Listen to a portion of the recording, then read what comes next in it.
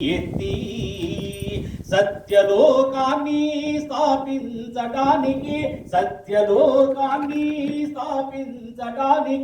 సావిత్రమ్మ కడుపున జన్మ తీసుకున్నా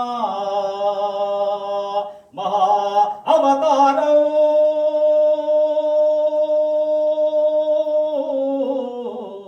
పత్రిజీ అంటే మన కళ్ళెదుట కదులుతూ మనతో కలిసి మన మధ్యన జీవించిన నిలువెత్తు దేవుడు. లక్షలాది పుస్తకాలు చదివి సారము గ్రహించి ఉడమి పైన నరుడిగా నడిచిన గ్రంథాలయం. దేశ విదేశాలలో లక్షలాది ధ్యానులను వేలాది Rupees 644 received on phone pay.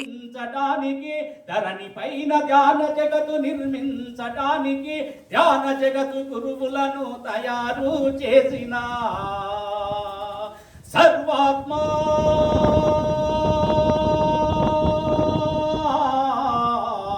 Patriji అంటే నీ ఇంటికి వచ్చి నీతోటే ఉండి నువ్వు ప్రేమతో పెట్టిన తాజా రొట్టెలు తిని.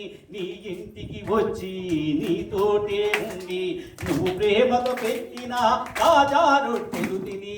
నువ్వు పెట్టిన పిడికెడు వేడి వేడి మెతుకులని పంచపక్ష పరమానంగా ఆరగించి నులక మంచంపై నాచులాపూరు చెత్తరుపై కాజిగా నిద్రించిన ప్రేమమూర్తి పత్రిజీ.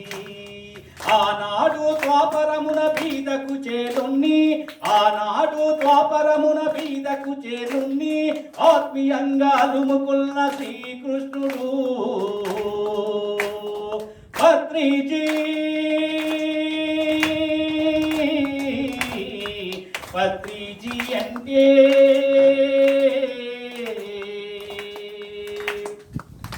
చిన్నవాణ్ణి పెద్దవాణ్ణి బీదవాణ్ణి ధనవంతు జ్ఞానిని అజ్ఞానిని సమానంగా చూసి. చిన్నవాణ్ణి పెద్దవాణ్ణి బీదవాణ్ణి ధనవంతు జ్ఞానిని అజ్ఞానిని సమానంగా చూసి. శ్వాస మీద ధ్యాస అంటూ ధ్యానము బోధించి నీ శ్వాసే నీ గురువని గుట్టు ఎరుక చెప్పి అహింసా జీవితము ఆచరించమంటూ అందరిలో తనను తాను చూసుకున్నా పరమాత్మ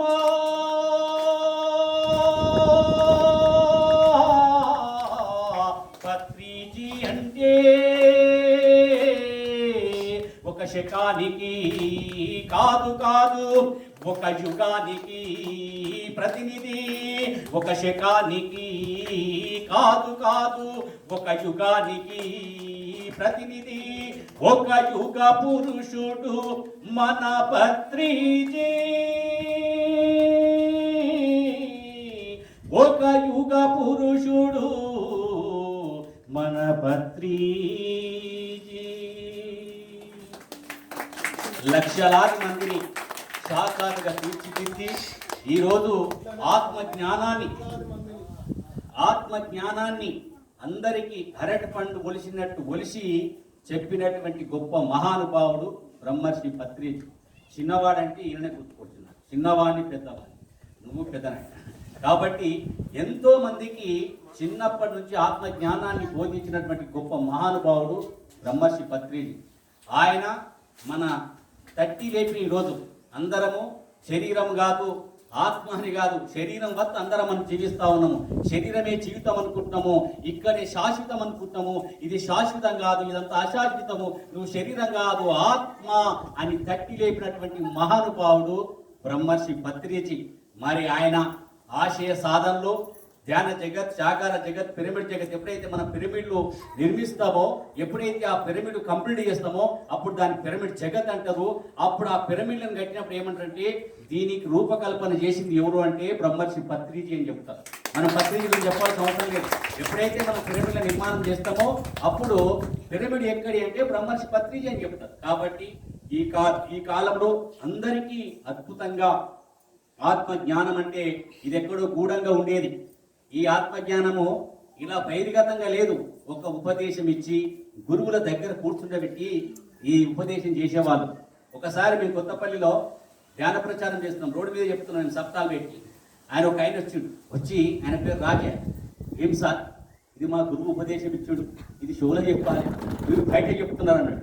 అరే ఇది షోలో చెప్పినా బయట చెప్పినా షోలో చెప్పినట్టు ఏం చెప్పినాం. కాదు అయ్యా ఇది సీక్రెట్, ఇది గురువులే చెప్పాలి, ఇంకో చెప్పకూడదు అని చెప్పిండు. అరే మేమంతా గురువులైనా పైన మా గురువు చెప్పిండు, మేమే గురువులం అని చెప్పిండు. అంటే ఆయన ఆశ్చర్యపోయిండు. అంతమందికి రోడ్డు మీద శ్వాస మీద ధ్యాస అనేది కేవలం ఇది సీక్రెట్ గా ఉంది, గూఢంగా ఉంది. ఇలాంటి జ్ఞానాన్ని షోలో చెప్తున్నారు, చెప్పాల్సింది వీళ్ళు బయట చెప్తున్నారని పరేషాన్ అయిపోయి ఆయనకు 7 రోజులకు ఆయనకు అర్థమైపోయింది, నేను కూడా ఇది బయట చెప్పాలని చెప్పి. ఆ రోజు నుంచి గురువు చెప్పిన మాటను బ్రేక్ వేసి అప్పటి నుంచి శ్వాస మీద ధ్యానాన్ని బ్రహ్మాండంగా బోధిస్తున్నాను. అంటే ఎంతో మంది ఇది గూఢంగా ఉంది, ఇది గూఢంగానే కాదు. ఎందుకంటే ఇది అందరం ఆత్మజ్ఞానం పొందాలి, అందరూ మోక్షం పొందాలి. ఇలా ఎవరో ఒకరు మోక్షం పొందకూడదు, ఒకరు మోక్షం పొందాలని ఏం లేదు. ప్రతి ఒక్కరు మోక్షం పొందాలి. మన మెయిన్ మోటో ఏంటంటే ధ్యానము వలన జ్ఞానము, జ్ఞానం వలన మోక్షం. ఇది పత్రిసారి ఇచ్చింది చివరి మెట్టిగా. ఎప్పుడైతే ధ్యానం చేస్తామో నేను శరీరం కాదు ఆత్మ అని జ్ఞానం వస్తుంది. ఎప్పుడైతే ఆ జ్ఞానం వస్తుందో అప్పుడు ఆత్మపరంగా జీవించాలి. ఆత్మపరంగా అంటే ఇప్పుడు సాధన 3 గంటలు ఎంతో గొప్పదా సాధన చేస్తే దాని రుచి తెలుస్తారు. 3 గంటల సాధన చేసిన వాళ్ళకి బ్రహ్మాండమైన రుచి ఉంటుంది. ఇప్పుడు మామూలుగా టిఫిన్ చేస్తాం, ఇడ్లీ, తర్వాత మామూలు భోజనం చేస్తాం, అది అర్ధగంట గంట. 3 గంటలు చేస్తే మంచి బిర్యానీ తినట్టు ఉంటుంది. 3 గంటలు ధ్యానం చేసిన వాళ్ళకు ఆ రుచి ఆ టేస్ట్ తెలిస్తే, ఈ నేను కదా ఒక 14 ఏళ్ళు మందు దాగి ఎట్లా పని చేసినో ఈ 3 గంటల సాధనకి అలవాటు అయిపోయింది. 3 గంటలు ఎప్పుడైతే సాధన చేసినో ఇవన్నీ